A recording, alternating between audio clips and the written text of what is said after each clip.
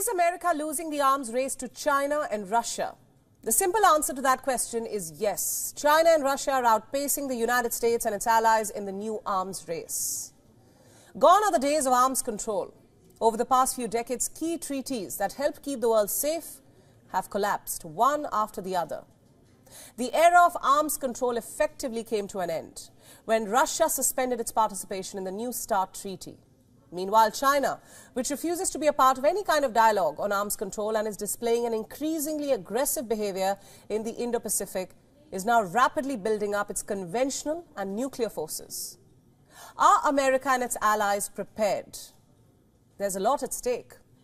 There's lots to worry about. Recently, a high-ranking defense official from Australia warned the West of the imminent threats in the Indo-Pacific region. On Monday, Australia's Deputy Defence Secretary for Strategy, Hugh Jeffrey, said that Australia and the US need to boost their industrial cooperation so that they can be better prepared to face these threats.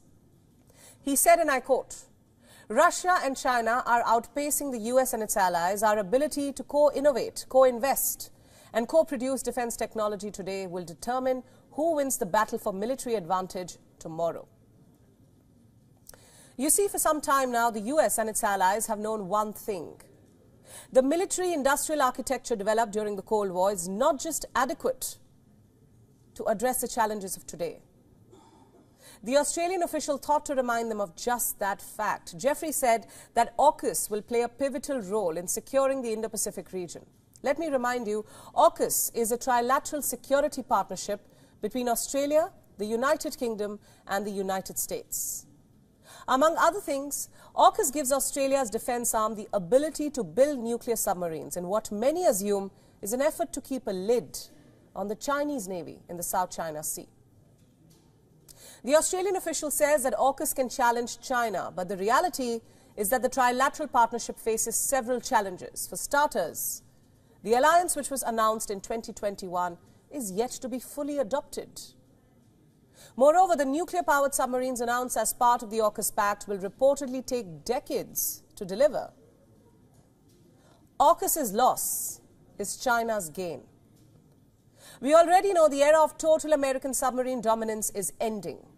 China continues to and has significantly expanded its fleet of subs. Beijing is producing a new generation of nuclear-armed submarines that, for the first time, are expected to pose a challenge to growing US and allied efforts to track them.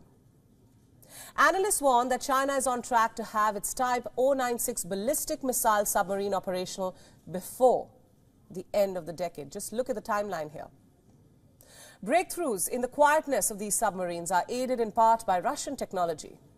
Analysts predict that these new Chinese submarines that are going to be very, very hard to detect. The Type 096s are going to be a nightmare for America and its allies. What's more, the Pentagon says the Chinese Navy is routinely staging fully armed nuclear deterrence patrols in the South China Sea. It is similar to patrols operated by the US, Britain, Russia and France in the past. Sure, the US has taken several steps recently to boost its readiness in the region. It is training with international allies and partners. It is one of the core drivers of America's increased deployments and contingency planning in the Indo-Pacific region. The piled strain on the resources of the US and allies, all this shows that China has improved in many areas, including logistics, command and control, weapons. They show how China has started operating its ballistic missile submarines in the same way that the US, Russia, Britain and France have for decades now.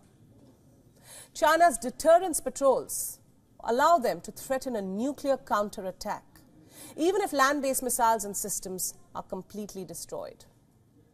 The new Chinese subs are also being equipped with a third-generation missile, the JL-3. It has an estimated range of more than 10,000 kilometers. It has the ability to carry multiple warheads. And more importantly, it gives China the ability to reach continental US from Chinese coastal waters for the first time. What's more, China plans to boost its military spending by 7.2%.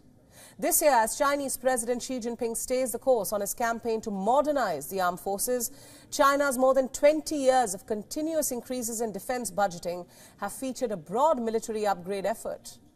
to include sophisticated new weaponry and cyber capabilities, much of which is focused on challenging America's power.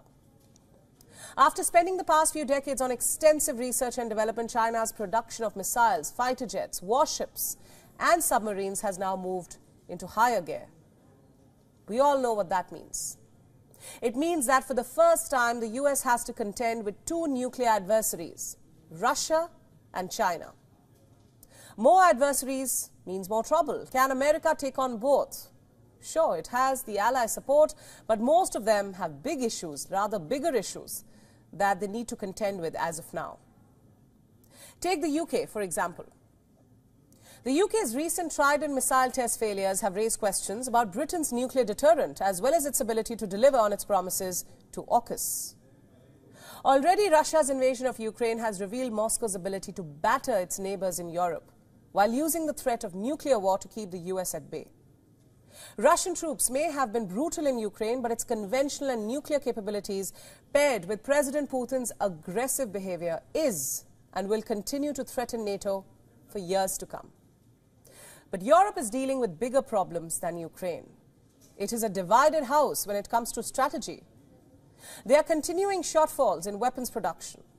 It is scraping at the bottom of the barrel for weapons. In case Russia attacks, which is their big fear, can America deal with it all alone? WION World is now available in your country. Download the app now and get all the news updates on the move.